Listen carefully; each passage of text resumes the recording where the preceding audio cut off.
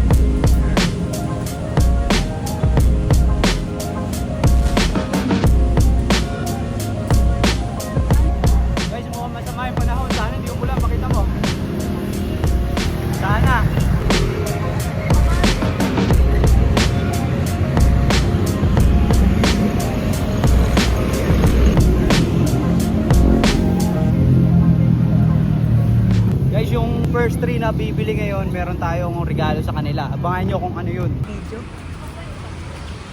Kasi mga tropa. Ubusin lang ako yan. Ubusin lang yan.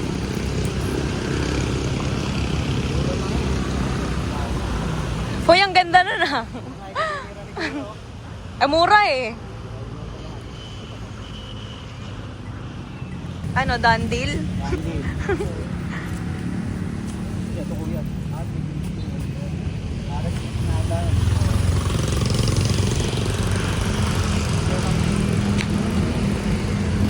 Labatin pang lalaw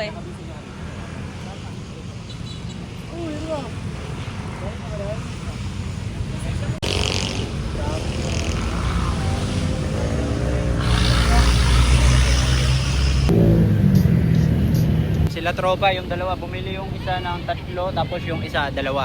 Tapos sila din yung nabigyan natin ng free.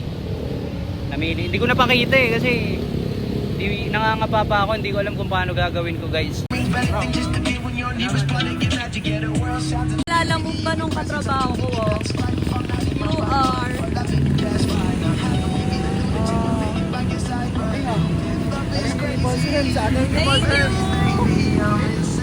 Thank you. Okay na yan.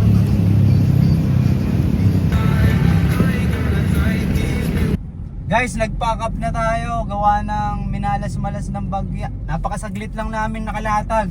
Pero all goods lang din naman. Kasi guys, kaya kami nag-pack up. Umuulan guys. Wala tayong magagawa. First time namin, dami namin kulang. Wala kaming tent. Tapos bukod sa ulan na yan guys, yung ilaw namin na 2 hindi umabot. Parang kalahating oras lang ata Kaya susunod alam na natin.